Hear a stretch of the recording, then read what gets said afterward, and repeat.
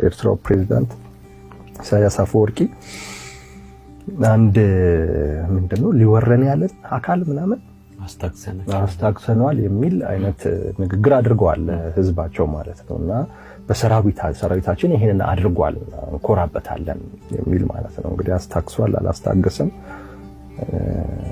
እውነት ለመናገር የሚያኮራ አይመስለኝም።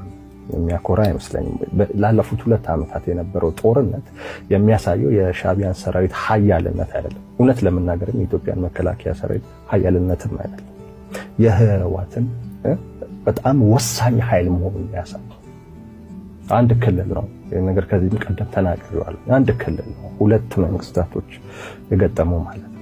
ለዚህም ደግሞ የተለያየ አይነት እንትን ያላቸው ይሄ ክልል ጦር መሳሪያ ማስገባትም አይችል ማለት በምን አይነት አቅም ነው ይሄን ያክል ጊዜ ሁለቱን ሲከላከል የነበረው የሚለው ነገር አንዱ በጣም ሊጠና የሚገባው ጉዳይ ይመስለኛል።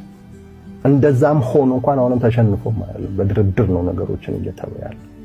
ስለዚህ ነገሩን በጤናማ አእምሮ ለሚያይ ሰው አስታክሷል አላስታገሰም ከፉከራ የዘለለ የሚሆን አይመስለኝም ያ ንግግር ማለት ነው። አንድ ሁለተኛ ነገር ያወራሱት ስለ ኤርትራ ህዝብ እኮ ትልቅ ቂም እኮ ነው አይደል? ኤርትራ ሰራዊት ገብቶ እዚህ ለፈጸመው ነገር እኮ ነገ ከነገ ወዲያ የኤርትራ ህዝብ እኮ ይከፍለዋል ይሄ ነው አካል።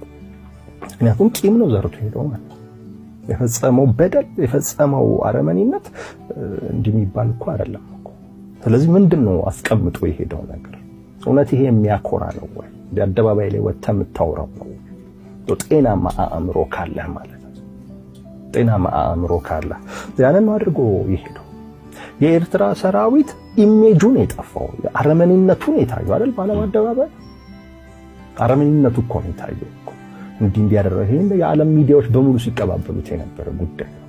ይሄ ያኮራል። የሚያኮራም ነገር አልነበረም። ግን እንዲህ እየተባለ እየተፎከረም ነው ማለት በደል እየተፈጸመ ነው። አሁንም ቢሆን እንደዚህ